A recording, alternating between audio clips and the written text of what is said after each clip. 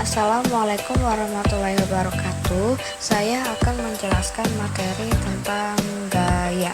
Yang pertama ada hukum Newton 1, yaitu setiap benda akan tetap dalam keadaan diam atau bergerak sepanjang garis lurus dengan kecepatan konstan kecuali bila ia dipengaruhi gaya untuk mengubahnya.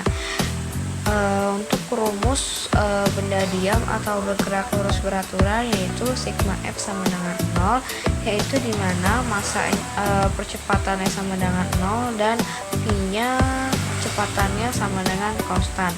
Hukum Newton 2, yaitu percepatan yang dihasilkan oleh resultan gaya yang bekerja pada suatu benda berbanding lurus dengan resultan gayanya. Searah dengan gaya dan berbanding terbalik dengan massa benda, dan dapat dirumuskan dengan A sama dengan sigma F per massa sama, atau juga sigma F sama dengan massa dikali percepatan. Hukum Newton 3, yaitu jika dua buah benda berinteraksi maka gaya pada benda satu sama dan berlawanan arah dengan gaya benda lainnya, yang dapat dirumuskan yaitu dengan F aksi sama dengan min F reaksi, yang dimana ini adalah F aksinya, ini adalah F reaksinya. Gaya normal adalah gaya yang bergerak ke atas dan berlawanan dengan gaya berat atau W, yang dimana rumusnya sama dengan M dikali G. Gaya gesek adalah gaya yang berlawanan dengan arah geraknya suatu benda, yang ini bergerak ke kanan dan gaya geseknya adalah ke kiri. Gaya gesek dibedakan menjadi dua, yaitu ada gaya gesek statis dan gaya gesek kinetik.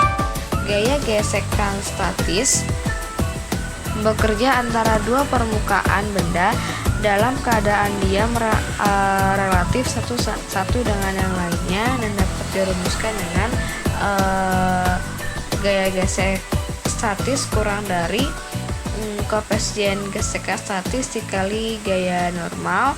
Jika benda tersebut diam, maka gaya gesek statisnya kurang dari koefisien gesekan statis dikali gaya normalnya.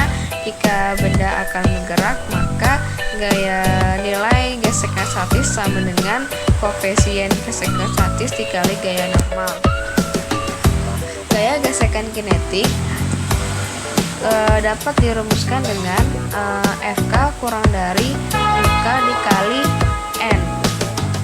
Ini gaya normal, ini gaya berat, ini arah gerak bendanya, ini gaya geseknya. Jika benda ditarik dengan gaya F, tapi benda belum bergerak karena ada gaya gesekan statis melawan gaya. Jika gaya F diperbesar hingga akhirnya benda bergerak, maka gaya gesekan pada saat benda mulai bergerak, yaitu gaya gesek kinetik kurang dari gaya gesek statis. Kemungkinannya adalah jika gaya gesek kinetik kurang dari gaya gesek statis, maka benda diam. Jika gaya gesek kinetik sama dengan gaya gesek statis, maka benda saat bergerak atau tepat bergerak. Jika gaya kinetik kurang dari gaya gesek statis, maka benda bergerak.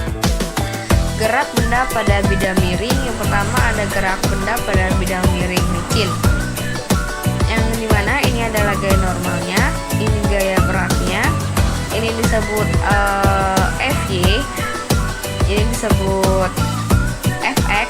Di sini menggunakan cos karena dia dekat dengan sudut, sedangkan ini sin karena dia dari sudut. Rumus gaya normalnya adalah mg dikali cos theta, gaya beratnya m dikali g, yang dapat diuraikan dengan Fx sama dengan mg sin theta, Fy sama dengan mg cos theta. Gaya yang menyebabkan benda bergerak pada bidang miring ke bawah adalah subuh x, yang ini.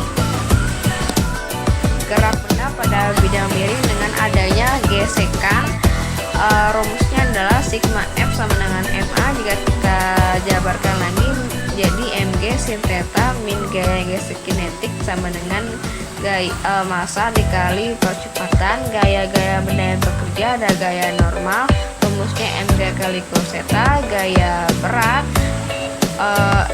massa dikali gravitasi.